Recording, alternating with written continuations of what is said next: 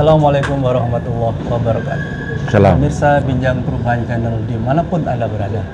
Kali ini kita berjumpa kembali di Bincang Perubahan Channel. Kita akan berbincang-bincang dengan isu terkait dengan RUU Kesehatan. Untuk itu, kali ini hadir di tengah kita Bang Muslim Arbi dan Bung Wahyudi Alamarti. Assalamualaikum. Waalaikumsalam warahmatullahi wabarakatuh. Alhamdulillah. Kesempatan pertama saya berikan kepada Bang Muslim Arbi. Ya. Perspektif Abang terkait dengan persoalan RUU Kesehatan ini bagaimana? Ya. Baik, bismillahirrahmanirrahim. Assalamualaikum warahmatullahi wabarakatuh. Waalaikumsalam warahmatullahi wabarakatuh. Pertama, saya menyayangkan teman-teman di DPR yang hari ini ya kan Sudah mengesahkan RUU Kesehatan menjadi undang-undang. Padahal sebelumnya RUU ini kan sudah direspon oleh teman-teman dokter ya kan, tenaga tenaga medis, agar jangan disahkan dulu ya kan, termasuk juga sejumlah akademisi ya kan, sejumlah pakar meminta supaya ditunda, jangan disahkan dulu. Artinya apa? Jika suara-suara tenaga medis, para pakar, ya, para ilmuwan dan para akademisi yang meminta kepada DPR agar ditunda pengesahan RUU ini, tetapi ya kan RUU ini dipaksakan dan disahkan, ini berarti demokrasi mati di negeri. Ini bukti bahwa demokrasi mati di negeri ini. Artinya apa? Yang bicara, meminta itu kan para pakar, para ahli, para nakes, para tenaga medis, itu loh. Rakyat kita juga itu. Rakyat. Nah, jadi itulah yang sangat saya sesalkan dan sangat saya sayangkan. Kenapa? Mereka itu tidak diterima dulu di DPR, dengar dulu pendapat mereka, gitu kan, gitu loh. Ya. Jadi seakan-akan kalau seperti ini kan negara rimba namanya ini kita ini kan, gitu loh, ya kan. Jadi tidak perlu ada pendapat, tidak perlu ada suara-suara rakyat, tidak perlu didengarkan, gitu masalahnya. Loh, Anda itu ketika pemilu itu suara-suara mereka itu menentukan Anda dulu di DPR sana, gitu loh, ya kan. Tapi kenapa pada saat pembuatan undang-undang, dalam hal ini undang-undang kesehatan, kok nggak didengar suara-suara mereka ini? Rakyat diabaikan. Jadi ini adalah bentuk kegagalan demokrasi di negeri ini yang jelas-jelas dilanggar oleh anggota dewan, oleh Senayan sendiri, ya kan? Jadi ini kita belum cerita isi RUU-nya. Ada apa? Kan itu masalahnya kan? Ada apa sehingga begitu kebelet? Kayak orang yang pipis kan, itu masalahnya kan itu. Undang-undang kesehatan itu kan menyangkut 275 juta nasib rakyat Indonesia. Itu loh, ya kan? Hubungan dengan birokrasi, hubungan dengan legislasi, ya kan, dan lain sebagainya. Tetapi kenapa tidak mau mendengarkan itu? Emang kalian DPR yang paling pintar? Kan itu masalahnya kan, gitu loh, ya kan? Jangan-jangan ini undang-undang ini pesanan dia. Saya mencurigai di balik ini cara-cara mereka begitu tidak mendengarkan suara, ya kan? Tidak mau bicara dengan rakyat. Ini jangan-jangan ini pesanan.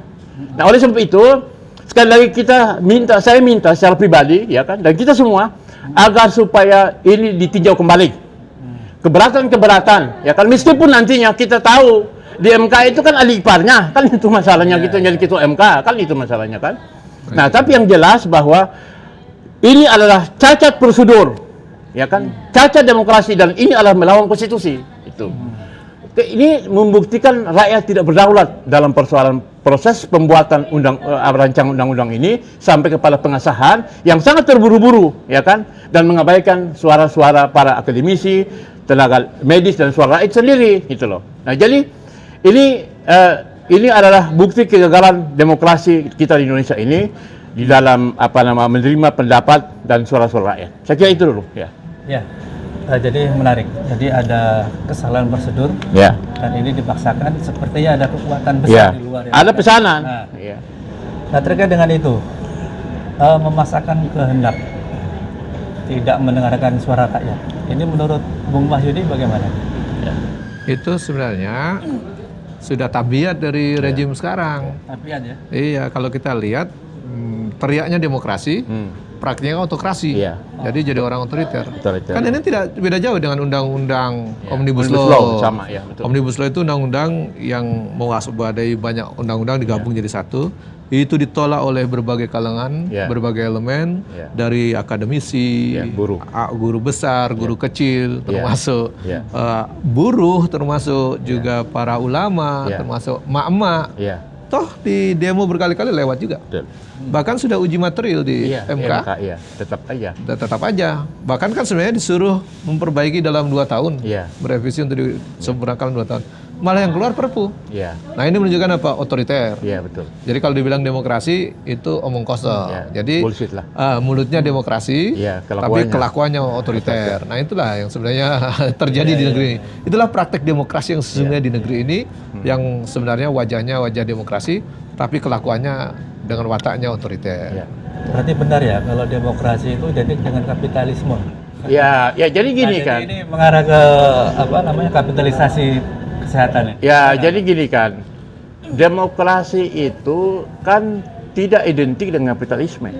Ya kan gitu. Karena banyak negara yang juga tidak mempraktikkan apa namanya, tidak menjunjung hal-hal yang menyangkut kapital itu. Ya kan?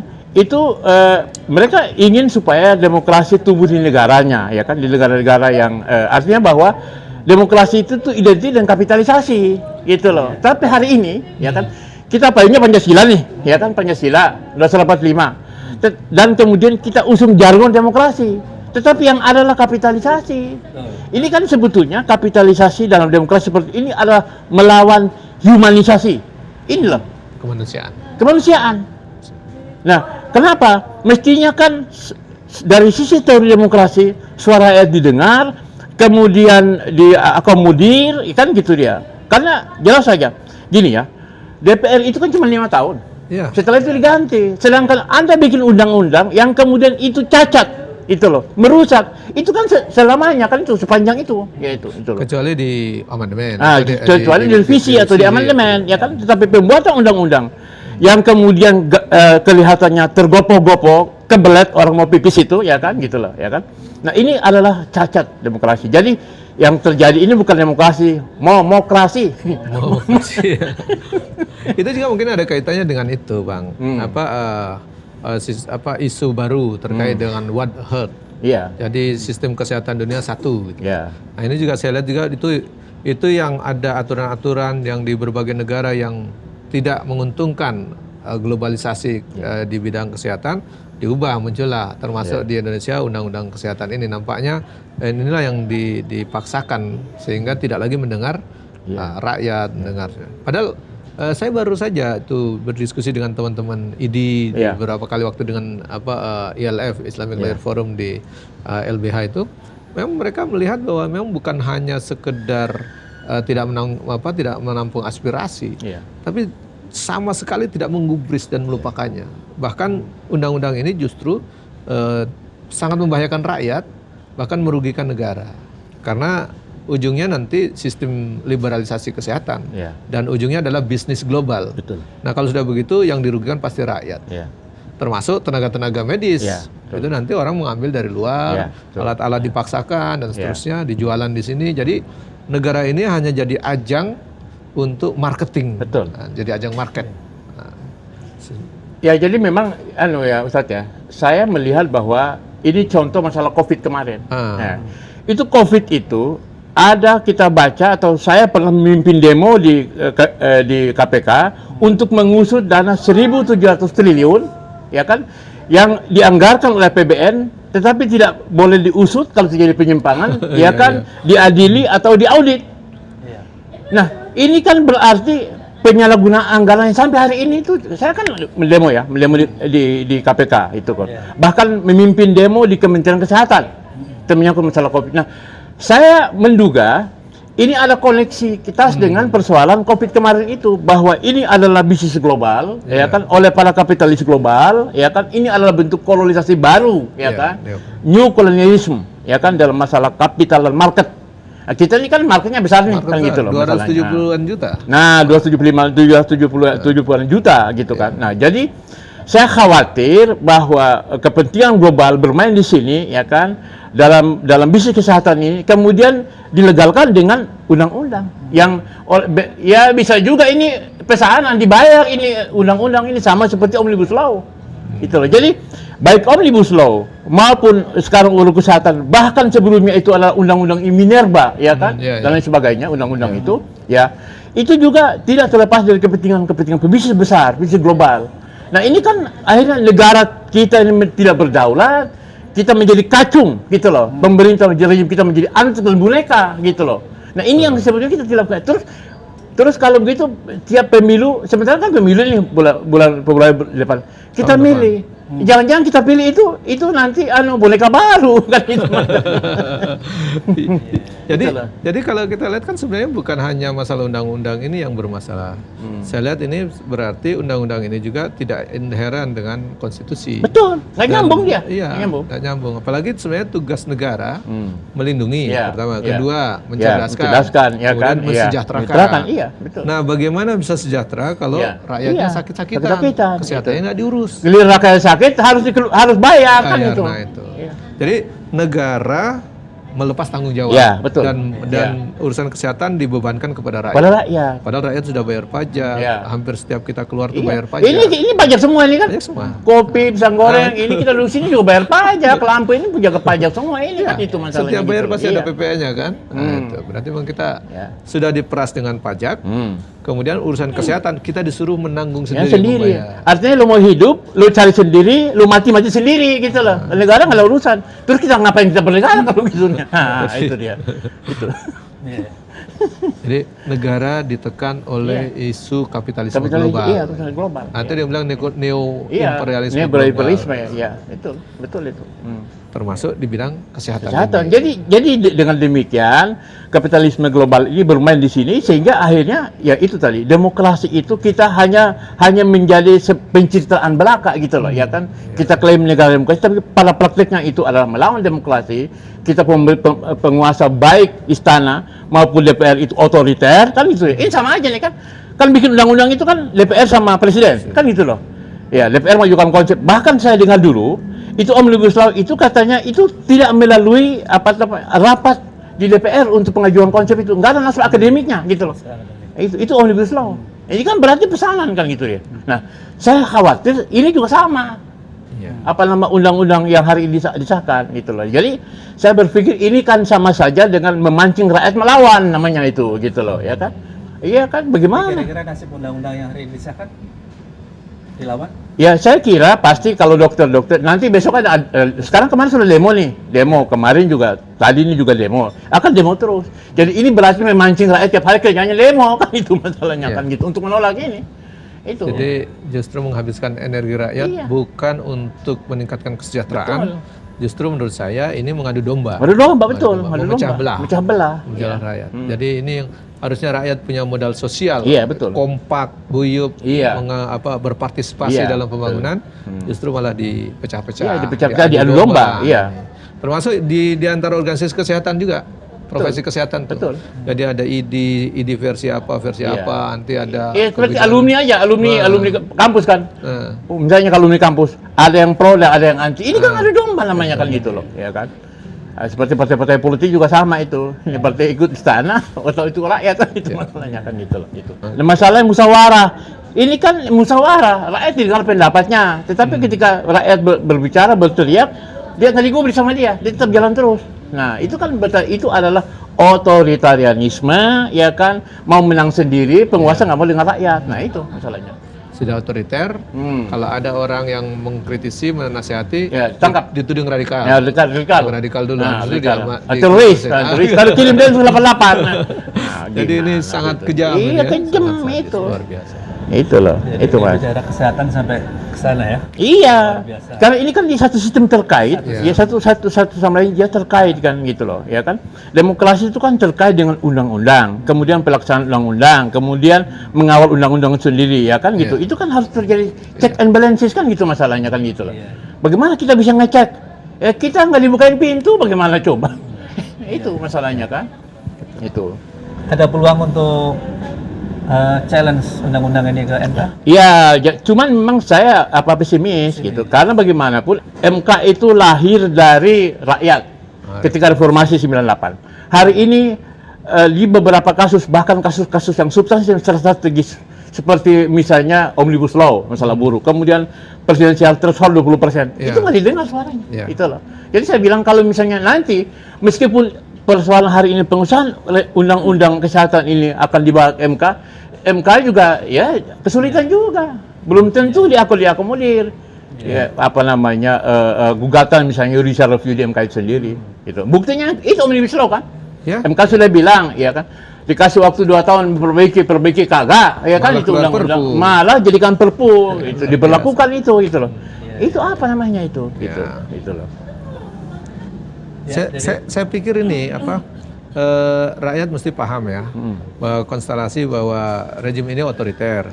Kedua, ada undang-undang baru yang justru akan membebani rakyat, bahkan membebani negara ini. Dan tentu tidak boleh didiamkan. Rakyat harus bicara secara cerdas, secara smart. Cuma satu catatan, jangan anarkis. Karena nanti yang rugi rakyat sendiri.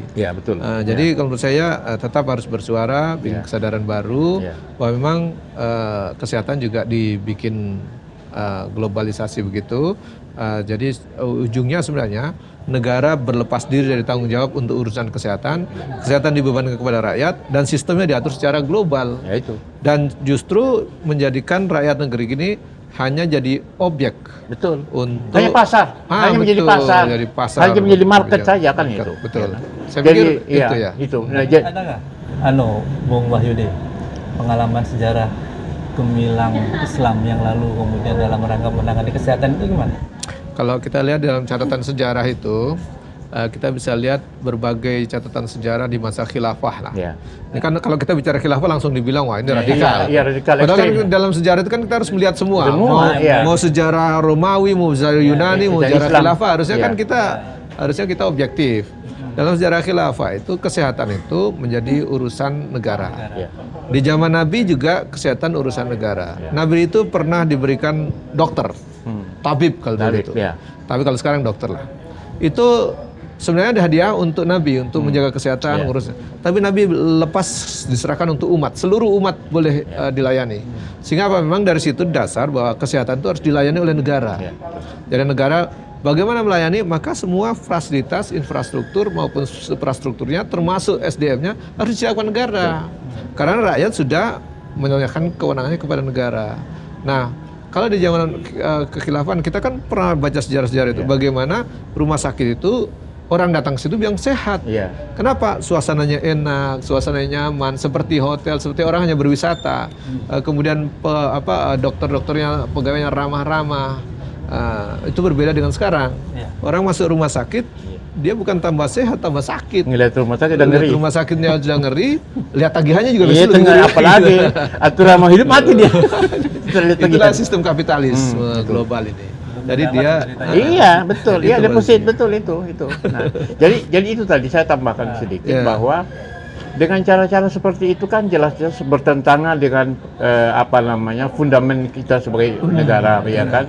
Negara yang berperi kemanusiaan, negara yang menjunjung persatuan, berketuhanan, ya kan? Bermusyawarah. Negara yang menjunjung nilai ketuhanan, menjunjung nilai kemanusiaan, nilai persatuan, musyawarah dan keadilan sosial itu di dalam prakteknya itu jauh. Karena apa? Melihat seperti ini, itu kan cara-cara kita membawa negara ini menjadi underdog. Itu loh, ya kan? Di bawah negara-negara kapitalis. Nah, ini kan sudah melawan, bertentangan dengan misi suci Founding Fathers yang untuk mendirikan negara ini, bahwa negara itu harus betul-betul mengayomi rakyatnya, melindungi rakyatnya, mencerdaskan. Nah, kalau begini kan kita cerita supaya rakyat cerdas, kita dituduh itu tadi. Nah, ini diprovokasi.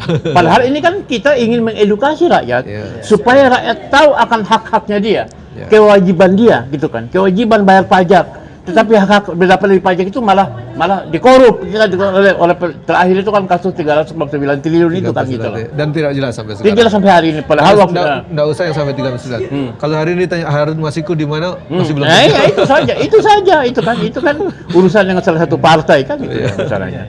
Oke. Nah, itu.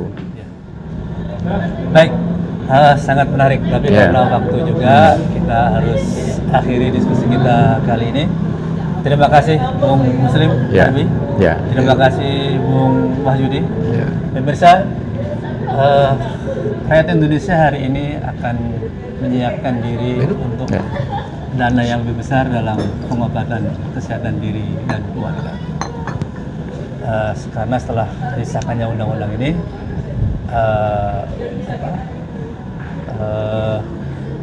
harapan untuk mendapatkan pelayanan kesehatan yang murah, Iya. aman dan nyaman itu kayaknya jauh dari harapan. Mudah-mudahan bermanfaat. Kita akhiri. Assalamualaikum warahmatullahi wabarakatuh.